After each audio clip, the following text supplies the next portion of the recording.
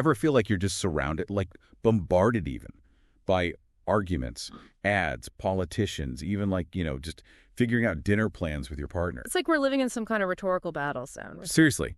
And that is exactly why we are diving into Thank You for Arguing by Jay Heinrichs. He's like our guide, helping us navigate this crazy world of persuasion. The cool thing about this book is how it takes these old school ideas, like we're talking ancient Greece, and makes them totally relevant. Like that tense meeting you had yesterday, yeah, Aristotle was there. No way. Okay, but seriously, he makes it so relatable. And it's not about being manipulative or anything. Right, it's not about that at all. It's more like Heinrichs wants us to use these tools ethically to be better communicators, build real connections. Totally. He even says sometimes the most persuasive thing you can do is just be genuine, which I love. Oh, tell me about it. Yeah. Remember that story he tells about how he put all this effort into making these super slick videos, but it was the raw, unscripted stuff that people really connected with? Oh, yeah, totally. Like sometimes the less polished, the more authentic it feels, the more impact it has. So how do we do that? How do we tap into that? Give us the cheat codes. Well, he breaks it down into what he calls the big three appeals, which he got from Aristotle himself.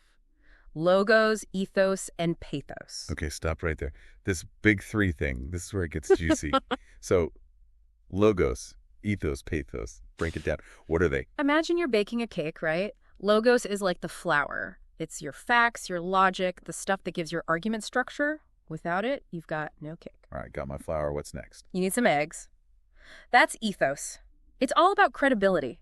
Like, why should anyone listen to you? Think about it. Would you trust a financial advisor who shows up in a bathrobe? Okay, point taken. First impressions matter.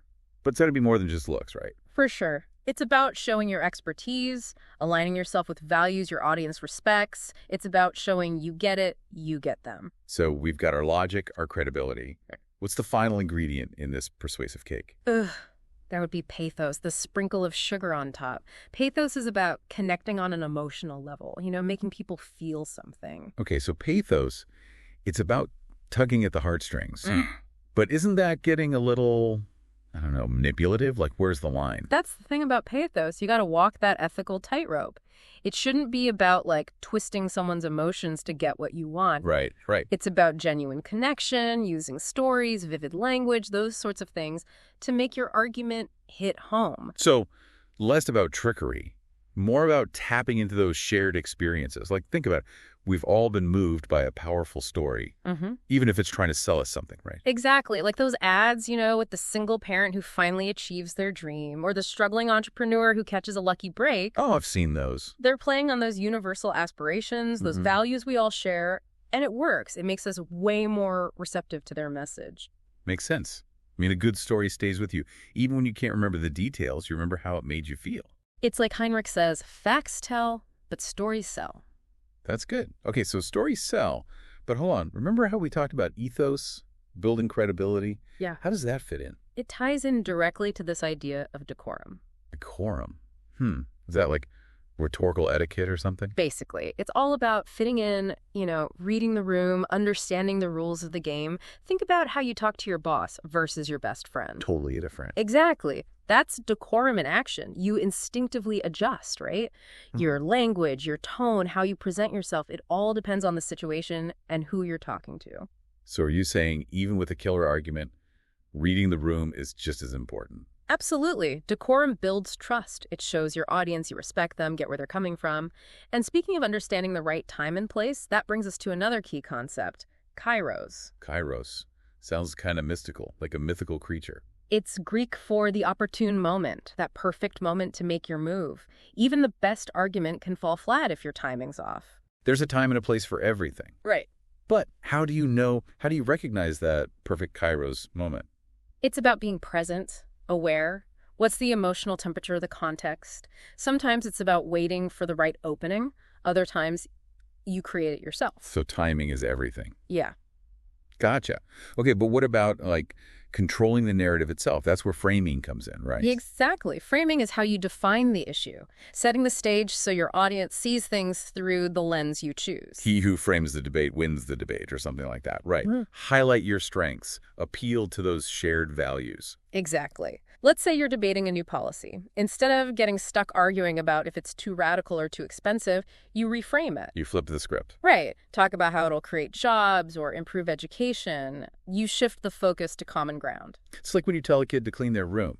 You frame it as creating a peaceful space. Right. Same idea, different packaging. Exactly. It's about finding the right angle. And for that, Heinrichs gives us a ton of tools, like using vivid language, figures of speech. Wait, figures of speech? You mean like metaphors, similes, that kind of thing? I thought that was just for poetry. They're secret weapons. They make your language stick, add humor, even disarm your opponent.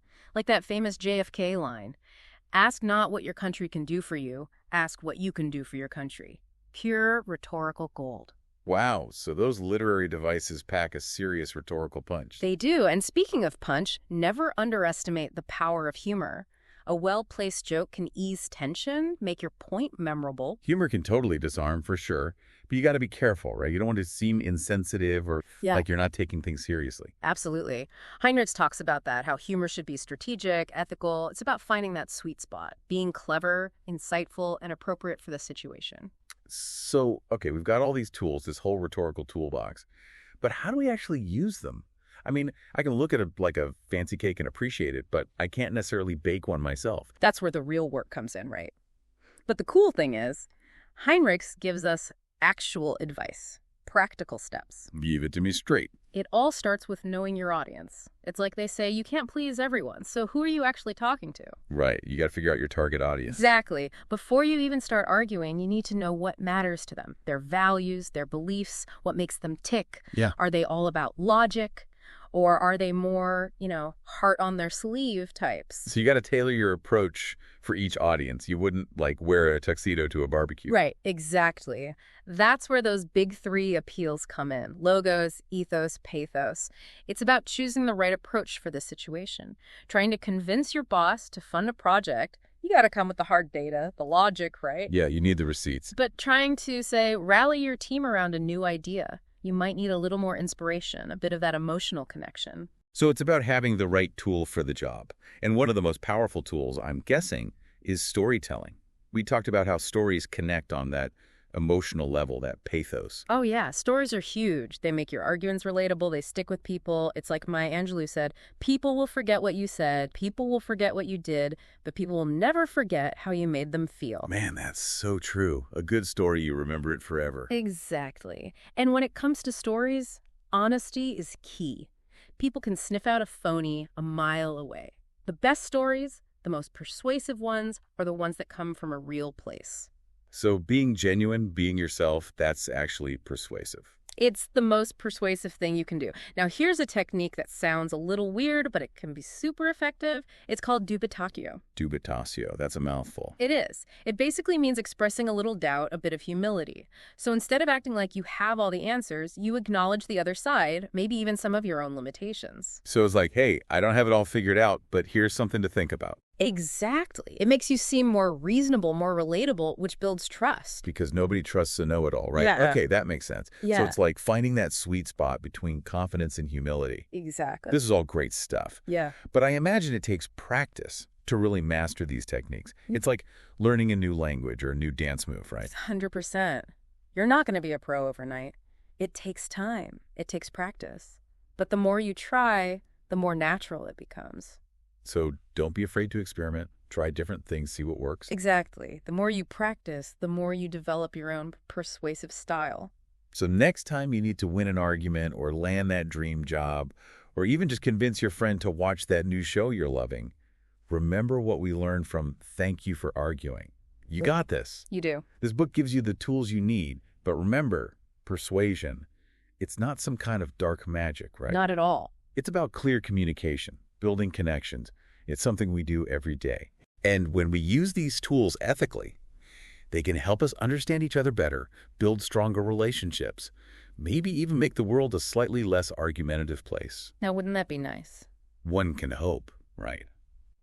Well, that's about it for our deep dive into Thank You for Arguing. We hope you enjoyed it, and more importantly, that you learned a thing or two. And that you're feeling ready to unleash your inner rhetorician. Until next time, keep those conversations flowing, stay curious, and remember, a little persuasion can go a long way. It sure can.